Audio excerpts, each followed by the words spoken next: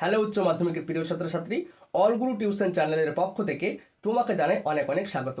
আজকে আমি হাজির হয়েছি তোমাদের সামনে উচ্চ মাধ্যমিকের 4th সেমিস্টারের ফিলোসফি অর্থাৎ দর্শন সাবজেক্টের একটা ফাইনাল সাজেশন নিয়ে। সাজেশন বলা ভুল হবে, কিছু গুরুত্বপূর্ণ প্রশ্ন নিয়ে, যেগুলো তোমাদের এবার উচ্চ মাধ্যমিকে 2026-এ আসতে চলেছে। কি কথাগুলো বিশ্বাস হচ্ছে না? তাহলে একটাই রিকোয়েস্ট করব, তুমি ভিডিওর দেওয়া কোশ্চেনগুলোকে একবার দেখো। জাস্ট একবার দেখলেই বুঝতে পারবে এই প্রশ্নগুলো কতটা গুরুত্বপূর্ণ।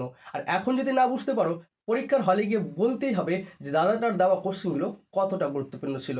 তাই তোমাদের কাছে একটাই অনুরোধ থাকবে, তুমি আমার দেওয়া এই প্রশ্নগুলো দেখো এবং দেখে বোঝো, বোঝার পরে তুমি রেডি করেছো কিনা সেটাকে জেনে নাও। যদি তুমি আমার দেওয়া প্রশ্নগুলো রেডি না করে থাকো, তাহলে এক্ষুনি বলবো রেডি করে নাও। তোমাদের হাতে মাত্র একটা দিন সময় রয়েছে। তোমাদের ফিলোসফির সাবজেক্টের সিলেবাসটা অনেক বড়, তাই প্রশ্ন খুঁজতে একটু অসুবিধা হয়েছে। তারপরও এমন গুরুত্বপূর্ণ প্রশ্ন দিয়েছি, তোমরা দেখলেই বুঝতে পারবে। এবার আসি মূল কথায়। তোমাদের ফিলোসফি সাবজেক্টের মেইনলি দুটো ইউনিট আছে। ইউনিট 1-এ রয়েছে ওয়েস্টার্ন ফিলোসফি অর্থাৎ পাশ্চাত্য যুক্তিবিদ্যা। এখান থেকে তোমাদেরকে 2 মার্কের 5টা কোশ্চেন করতে হবে, 3 মার্কের 2টা কোশ্চেন করতে হবে এবং 6 মার্কের একটা কোশ্চেন করতে হবে। এবং দ্বিতীয় ইউনিটে রয়েছে কন্টেম্পোরারি ইন্ডিয়ান থটস অর্থাৎ সমসাময়িক ভারতীয় চিন্তাধারা। এখান থেকে তোমাদের 3 মার্কের 2টো কোশ্চেন করতে হবে 6 এবং 6 মার্কের 2টো কোশ্চেন করতে হবে 12। টোটাল এই ইউনিট থেকে আসবে 18 আর আগের ইউনিটটা থেকে আসবে 22। টোটালে তোমাদের 40 নম্বর। আর এই ভিডিওতে আমি তোমাদের সম্পূর্ণই আলোচনা করে দিয়েছি। জাস্ট তোমরা ভিডিওগুলোকে দেখো এবং ভিডিওর সাথে সাথে কিছু গুরুত্বপূর্ণ কথা বলবো, যেগুলো তোমাদের পরীক্ষার হলে খুবই কাজে দেবে। তোমরা মন দিয়ে ভিডিওটাকে শুরু থেকে শেষ পর্যন্ত দেখো। বরাবরই তোমাদের কাছে একটা ছোট্ট রিকোয়েস্ট থাকবে, যদি আমার দেওয়া এই প্রশ্নগুলো তোমাদের ভালো লাগে, তাহলে ভিডিওটিতে অবশ্যই একটা লাইক করবে এবং কমেন্ট করবে। পাশাপাশি এই চ্যানেলটিকে সাবস্ক্রাইব করে আমার পাশে থাকবে। এবং এই ভিডিও দ্বারা যদি তুমি একটু উপকৃত হও, তাহলে ভিডিওটিকে অবশ্যই শেয়ার করে তোমার বন্ধুকেও সুযোগ করে দাও এই গুরুত্বপূর্ণ প্রশ্নগুলো দেখতে। চলো শুরু করছি আজকের সাজেশন। দেখো, ক্লাস 12 4th সেমের ফিলোসফি সাবজেক্টের ছাত্রছাত্রীরা, তোমাদের জন্য নিয়ে এসেছি এমন গুরুত্বপূর্ণ প্রশ্ন যেটা খুব এবার পরীক্ষা আসার চান্স আছে। তুমি আমার দেওয়া এই কোশ্চেনগুলো দেখে নাও। দেখো, তোমাদের ফার্স্ট ইউনিটে আছে ওয়েস্টার্ন লজিক পাশ্চাত্য যুক্তিবিদ্যা। এখান থেকে তোমাদের 2 মার্কের 5টা কোশ্চেন করতে হবে 10, 3 মার্কের 2টো কোশ্চেন করতে হবে 6 এবং 6 মার্কের একটা কোশ্চেন করতে হবে 6। টোটালে তোমাদের 10 আর 6 6 12, 22 নম্বর এই চ্যাপ্টারটা থেকে থাকবে। ব্যাপারটা ক্লিয়ার? এইবার খুব গুরুত্বপূর্ণ প্রশ্ন, এই প্রশ্নগুলো তুমি রেডি করে যাও। অনায়াসে বলতে পারি তুমি 40-এর মধ্যে 35 অবশ্যই লিখে আসবে। আমি কিন্তু খুব কষ্ট করে বুদ্ধি খাটিয়ে সব কিছু দেখেই সাজেশনগুলো তৈরি করেছি। কোশ্চেনগুলো তাহলে পড়ছি, তোমরা মন দিয়ে শোনো।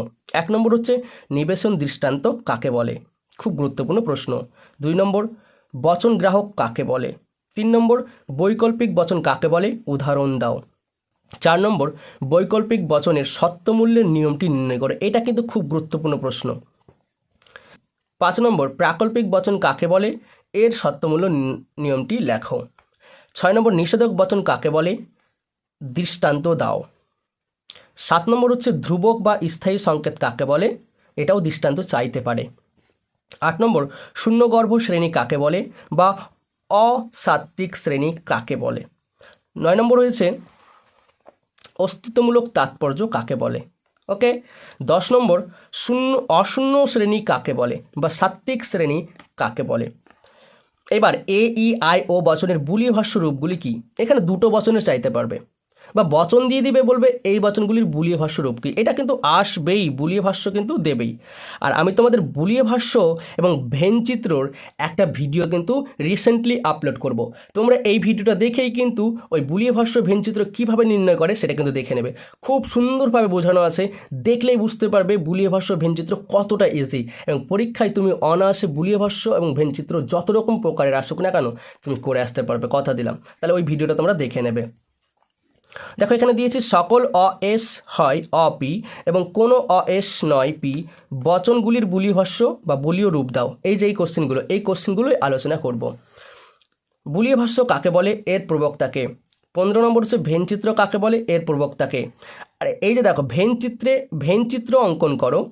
এ নম্বর দিয়েছি সকল এস হয় অপি, ভূত নেই, মৎস্য কন্যা নেই। এগুলো তোমাদের ভেনচিত্র অঙ্কন করতে হবে। এই ভেনচিত্রগুলোই কিন্তু অঙ্কন করে দেখাবো নেক্সট ভিডিওতে। তোমরা কিন্তু এই ভিডিওটা দেখেই চলে যাবে ওখানে। 17 নম্বর হচ্ছে ফলস্তম্ভ বলতে কী বোঝো। 18 নম্বর হচ্ছে শতসত্য বচনাকার কাকে বলে, দৃষ্টান্ত দাও। আর 19 নম্বর হচ্ছে পি ডট কার্ল পি বচনাকারটির সত্যমূল্য কী হবে। তারপর চলে আসছি আরোহ সংক্রান্ত লাফ বলতে কী বোঝো। 21 নম্বর উপমা যুক্তি কাকে বলে, উদাহরণ দাও। তোমাদের ফিলোসফি সাবজেক্টটা অনেক বড়, তাই বলে একটু কোশ্চেন বেশি দিয়েছি, একটু কষ্ট করে তোমাদেরকে দেখে যেতে হবে, কিন্তু এই কোশ্চেনগুলোই আসবে পরীক্ষায়, মাথায় থাকে জানো। 22 নম্বর মন্দ উপমা কাকে বলে, উদাহরণ দাও। 23 নম্বর বৈজ্ঞানিক আরোহ অনুমানের সংজ্ঞা দাও।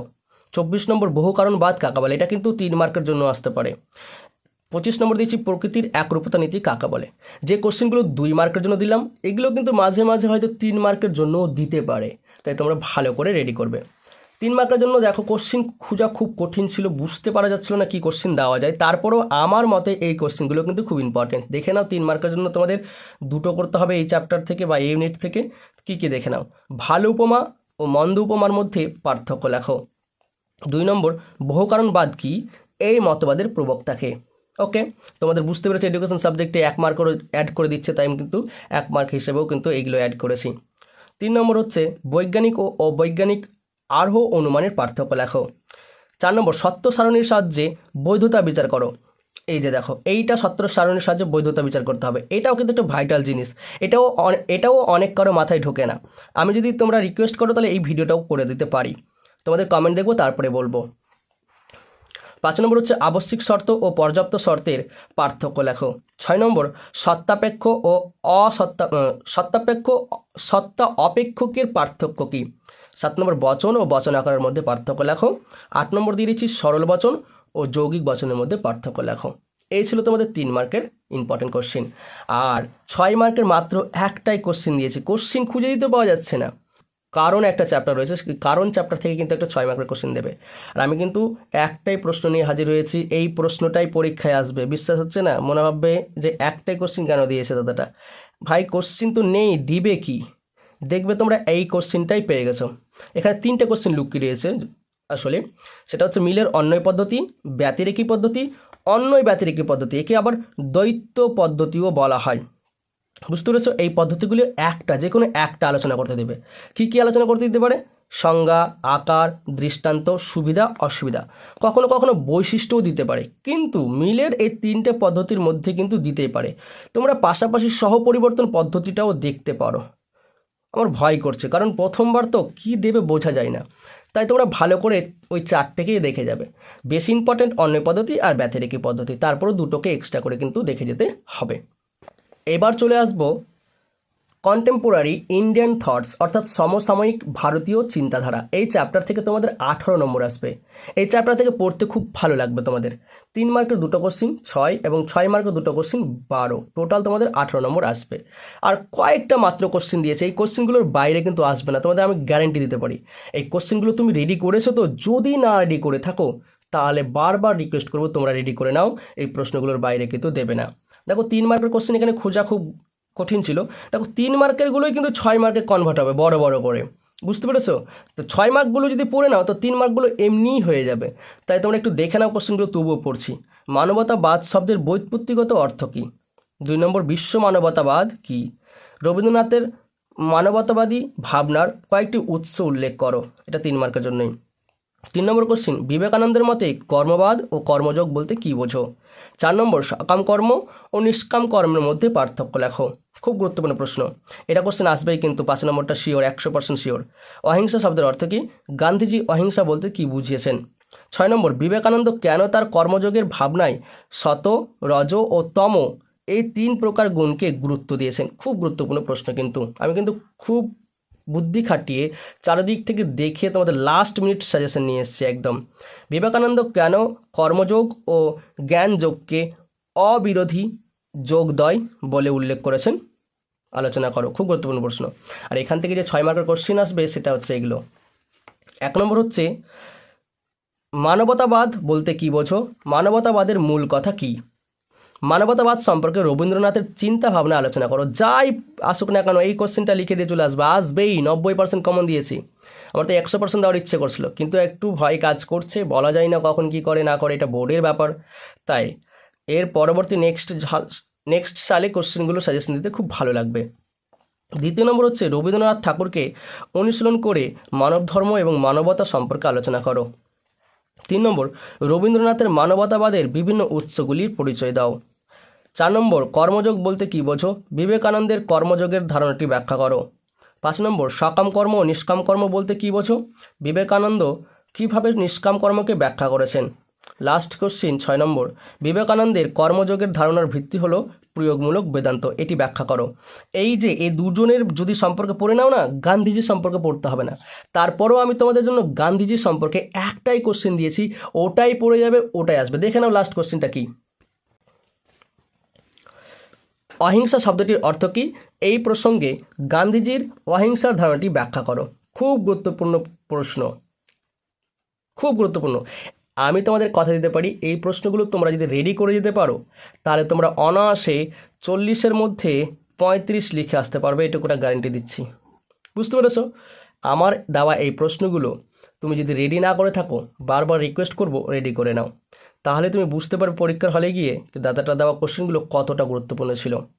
আর একটা রিকোয়েস্ট তোমাদের কাছে থাকবে, প্রশ্নগুলো দেখে কেমন লাগলো একটু কমেন্ট করে জানাও, এবং যদি ভিডিওটা ভালো লাগে অবশ্যই একটা লাইক এবং কমেন্ট করতে ভুলবে না।